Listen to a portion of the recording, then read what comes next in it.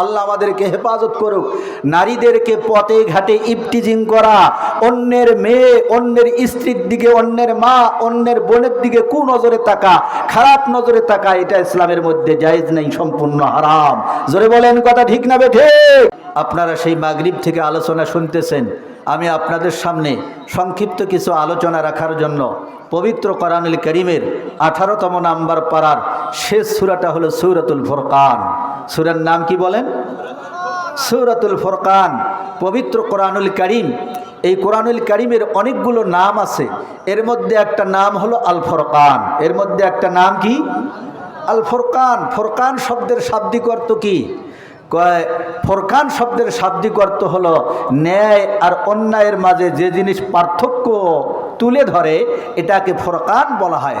কোরআন যখন নাজিল হয়েছে, এই পৃথিবীতে কোনটা ভালো কোনটা মন্দ, কোনটা জান্নাতের পথ কোনটা জাহান্নামের পথ, কোনটা ন্যায় কোনটা অন্যায়, একমাত্র পৃথিবীর মানুষকে শিখিয়েছেন এই কোরআন। এই জন্য কোরআনের অপর নাম হলো ফুরকান। জোরে জোরে বলেন মারহাবা। সেই সূরাতুল ফুরকানের 74 নম্বর আয়াতে কারিমা আমি আপনাদের সামনে তেলাওয়াত করেছি। আল্লাহর রাসূলের অসংখ্য হাদিস থেকে মুসলিম শরীফে বর্ণিত পৃথিবীর নারী জাতিদের সম্পর্কে, আমার মা বোনদের সম্পর্কে একটি হাদিস বর্ণিত। সেই হাদিসটি পাঠ করেছি। ইনশাল্লাহ আল্লাহ তাআলার রহমত যদি আমার উপর বর্ষিত হয়, আপনারা যদি দোয়া করেন, পবিত্র কোরআনের এই আয়াত এবং বিশ্বনবীর হাদিসের আলোকে সংক্ষিপ্ত কিছু আলোচনা করে ইনশাল্লাহ আপনাদের কাছ থেকে বিদায় নেব। ভাইজান, আলোচনার শুরুতে বলতে চাই যে আয়াতে কারিমাটি তেলাওয়াত করেছি, আল্লাহ পাক রব্বুল আলামিন সূরা ফুরকানের এই শেষ দিকের মধ্যে পৃথিবীতে জান্নাতি ব্যক্তি কারা? আমরা সবাই জান্নাতে যাইতে চাই তো? কি বলেন, জান্নাতে যাইতে চাই না? জান্নাতি ব্যক্তি কারা? আল্লাহ তাআলা এই জান্নাতি ব্যক্তিদের প্রায় 13টি গুণাবলী আলোচনা করেছেন। বলেন কয়টি গুণাবলী? 13টি গুণাবলী আলোচনা করেছেন। এখন আমি সবগুলো সম্পর্কে আজকে বিশদ আলোচনা করতে পারবো না সময় স্বল্পতার কারণে। শুধু যে আয়াতটি তেলাওয়াত করেছি, এই আয়াতের মধ্যে জান্নাতীদের 13টি গুণাবলীর মধ্যে 13 মানে একবারে লাস্ট নাম্বার, শেষ নাম্বার গুণাবলীটা এটা বর্ণিত আছে। এইটাই আলোচনা করব ইনশাআল্লাহ। ওমা তাওফিকি ইল্লা বিল্লাহ। সকলে বলি আমিন। আলোচনার শুরুতে বলতে চাই, এই পৃথিবীতে আমরা আছি, আমাদের ব্যক্তি জীবন, পারিবারিক জীবন, এই ব্যক্তি জীবন থেকে নিয়ে বিবাহ শাদী করার পরে পারিবারিক জীবনে বাবা মা সর্বপ্রথম যে সমস্যাটার সম্মুখীন হয়, সেটা হলো পৃথিবীতে যখন মায়ের গর্ভে, মায়ের কোলে ফুটফুটে সন্তানের জন্মগ্রহণ করে, ছেলে হোক মেয়ে হোক, এটা যখন আস্তে আস্তে বড় হইতে থাকে, বাবা মার টেনশন বর্তমান সমাজের মধ্যে বাড়ে না কমে? বাড়ে। কেন? আমার এই সন্তান বড় হয়ে ভুল পথে যায় না সঠিক পথে থাকে, এই টেনশনে বাবা মাকে আক্রান্ত করে। অনেক পরিবারের মধ্যে বাবা মা পারিবারিক জীবনে খুব সুখী, খুব আনন্দিত, সংসারের মধ্যে কোনো সমস্যা নাই, কিন্তু ছেলে মেয়ের চিন্তা নিয়ে বাবা মার আরামের ঘুম হারাম হয়ে গেছে, শান্তি যেন ঘরের ভাঙা বেড়া দিয়ে পালাইছে। জোরে বলেন কথা ঠিক না বেঠিক? শান্তি নাই। একটাই মাত্র কারণ, ছেলে যুবক হয়েছে, মেয়ে যুবতী হয়েছে। এই যুবক ছেলে মেয়ের কর্মকাণ্ডে, তাদের কথাবার্তা, তাদের আচরণে, তাদের চলাফেরায় বাবা মা অতিষ্ঠ হয়ে গেছে। আচ্ছা বলেন তো, কি এটা কি শুধু যুবক ছেলের বয়সের দোষ, যুবতী মেয়ের বয়সের দোষ, না এর মধ্যে বাবা মারও কিছু করণীয় আছে? আমরা যে গার্জিয়ান, আমরা বাবা মা হিসেবে আমাদের কিছু কর্তব্য আছে না নাই? কি কি কর্তব্য? ইনশাল্লাহ আজকে সেই কর্তব্যগুলো আমি আলোচনা করার জন্য পবিত্র কোরআনুল কারীমের সূরা ফুরকানের এই আয়াতে কারিমা পাঠ করেছি। আমরা আলোচনার ফাঁকে ফাঁকে কথাগুলো বুঝবো, আমল করার চেষ্টা করব। বাবা মা হিসেবে আমাদের কর্তব্যকে ইনশাল্লাহ আমরা বাস্তবায়ন করার চেষ্টা করব। যদি বাস্তবায়ন করতে পারি, তাহলে আমার আপনার সন্তান বিপদগামী হবে না, ভুল পথে যাবে না। গাঞ্জা, হিরোইন, ফেন্সিডিল, ইয়াবা, আব্বা, যত কিছু আছে নেশা জাতীয়, এগুলো খাবে না। রাত 12টা 2টা রাস্তার মধ্যে ঘুরবে না। আমার সন্তান ঘরের মধ্যেই থাকবে, সৎ সন্তান হবে। জোরে জোরে বলেন কথা ঠিক না বেঠিক? এই জন্য ইনশাল্লাহ আমরা কোরআনের যে আলোচনা শুনবো এটা আমাদের ব্যক্তিকেন্দ্রিক জীবনে, পারিবারিক জীবনে আমরা ইনশাল্লাহ বাস্তবায়ন করার চেষ্টা করব। তো কারা কারা চেষ্টা করবো একটু হাত তুলে দেখাই। লিল্লাহি তাকবীর, নারায়ে তাকবীর, আল কোরআনের আলো। হাত নামাই। আমার আল্লাহ বলেন, والذين يقولون ربنا هب لنا من أزواجنا وذرياتنا قرة أعين واجعلنا للمتقين إماما। জোরে বলেন আল্লাহু আকবার। আমার বন্ধুগণ, আল্লাহ রাব্বুল আলামিন পবিত্র কোরআনুল কারীমের সূরা ফুরকানের আয়াতে কারিমার মধ্যে বলেন, এই পৃথিবীর জমিনের মধ্যে আমি আল্লাহ পাক রব্বুল আলামিন জান্নাতি ব্যক্তিদের 13টি একটা একটা করে 13টি গুণাবলী বর্ণনা করলাম সূরা ফুরকানের মধ্যে। 13 নাম্বার সর্বশেষ গুণাবলী হলো জান্নাতে সকল মানুষ যাইতে পারবে না জান্নাতে, একমাত্র শুধু ওই সমস্ত ব্যক্তিগুলো, ওই সমস্ত নারী পুরুষগুলো যাইতে পারবে যে সমস্ত পুরুষগুলো আল্লাহ পাক রব্বুল আলামিনের দরবারে সর্ব অবস্থায় সব সময় দোয়া করবে। আল্লাহ তাআলাকে ডাক দিয়ে বলবে, আল্লাহ তাআলা এই পৃথিবীর জমিনের মধ্যে আমাকে আমার জীবন সংসারের মধ্যে এমন স্ত্রী এবং এমন সন্তানাদি দান করবেন, এমন সৎ সন্তানাদি দান করবেন, সৎ স্ত্রী দান করবেন, জীবন সঙ্গিনী দান করবেন যাদেরকে দেখলে আমার চক্ষু শীতল হয়ে যায়। আর পৃথিবীর সৎ ব্যক্তিদের, খোদা ভীরু ব্যক্তিদের জন্য আমাকে নেতা হিসেবে নির্বাচিত করুন। বলেন সুবহানাল্লাহ। আমার বন্ধুগণ, তাফসীরের কিতাবের মধ্যে এসেছে জান্নাতি ব্যক্তিদের গুণাবলী শুধুমাত্র নিজেরা নামাজ পড়বে, নিজেরা সৎ পথে চলবে, নিজেরা হজ করবে, রোজা রাখবে, যাকাত প্রদান করবে, নিজেই জান্নাতের মধ্যে যাবে, এটা হইতে পারে না। নিজের চিন্তার সাথে সাথে, নিজের ভাবনার সাথে সাথে নিজের পরিবারকে, স্ত্রী সন্তানদেরকে কিভাবে সংশোধন করা যায়, তাদেরকে কিভাবে জান্নাতে নেওয়া যায়, তারা সেই দোয়াও আল্লাহ পাক রব্বুল আলামিনের দরবারে করবে। জোরে জোরে বলেন মারহাবা। এটা জান্নাতি ব্যক্তিদের নমুনা।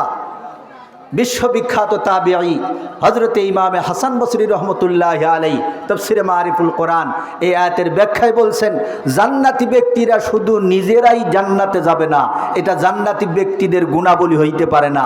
এরা দুনিয়ার হাজার হাজার লক্ষ লক্ষ লোক কিভাবে জান্নাতে যায় সেই চেষ্টা সব সময় করবে। জোরে জোরে বলেন, কথা ঠিক না বেঠিক? যারা শুধু নিজেরা সুখে থাকতে চায় এটা ভালো মানুষের গুণাবলী নয়। চাচা আপন জান বাছা, এটা কোনো ভালো মানুষের গুণাবলী হইতে পারে না। জান্নাতি ব্যক্তিরা চাবে পৃথিবীর সমস্ত মানুষ জান্নাতের মধ্যে যাক। কি বলেন, কথা ঠিক না বেঠিক?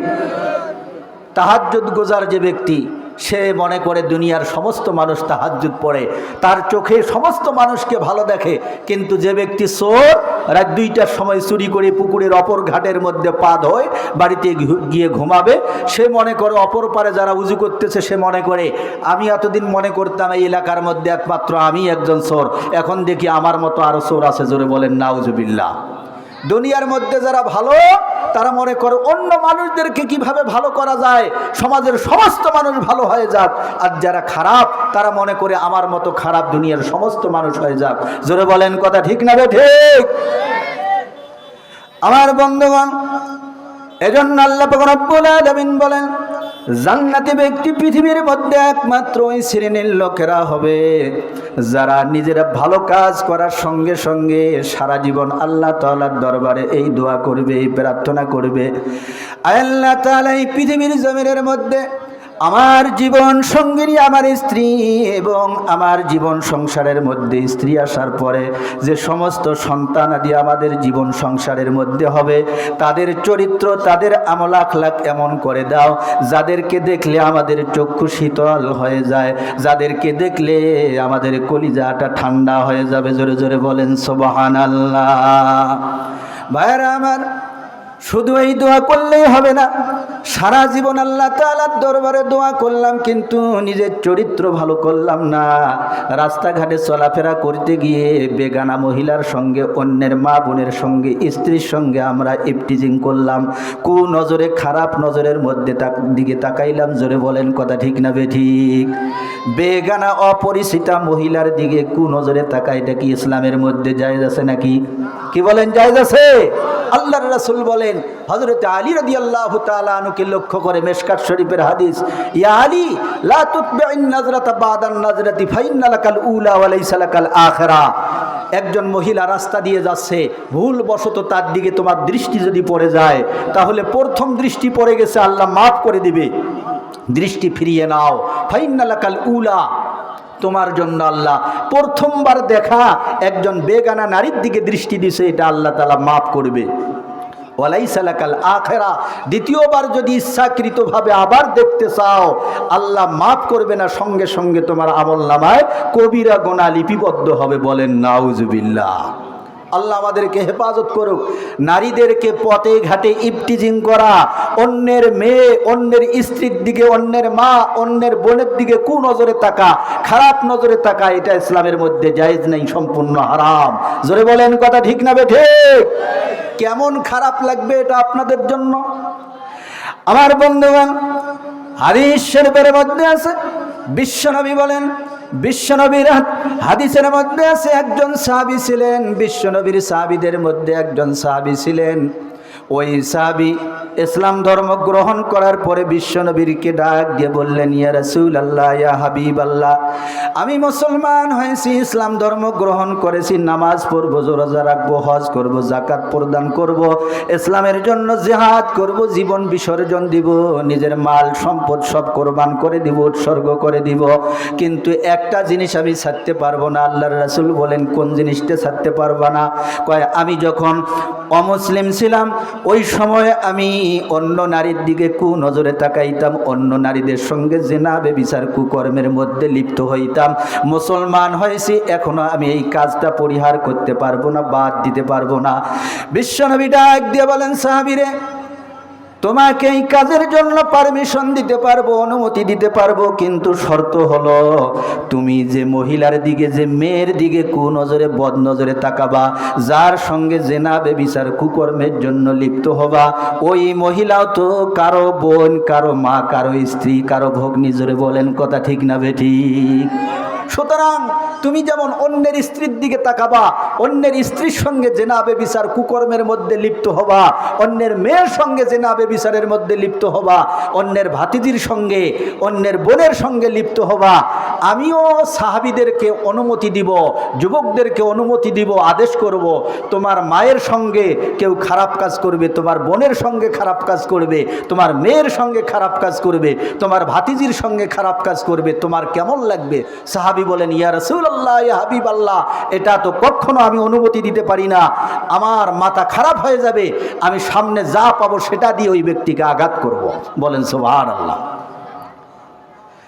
এবার বিশ্বনবী ডাক দিয়ে বলেন, সাহাবীরে, তুমি যে সমস্ত নারীদের সঙ্গে এতদিন পর্যন্ত জিনা ব্যভিচার কুকর্মের মধ্যে লিপ্ত হয়েছো, যাদের সঙ্গে খারাপ কাজ করেছো, তারাও কেউ না কেউ এই পৃথিবীর জমিনে আল্লাহর কোনো বান্দার, হয়তো কেউ মা হয়, কারো মেয়ে হয়, কারো ভাতিজি হয়, কারো ভাগ্নি হয়, কারো বোন হয়।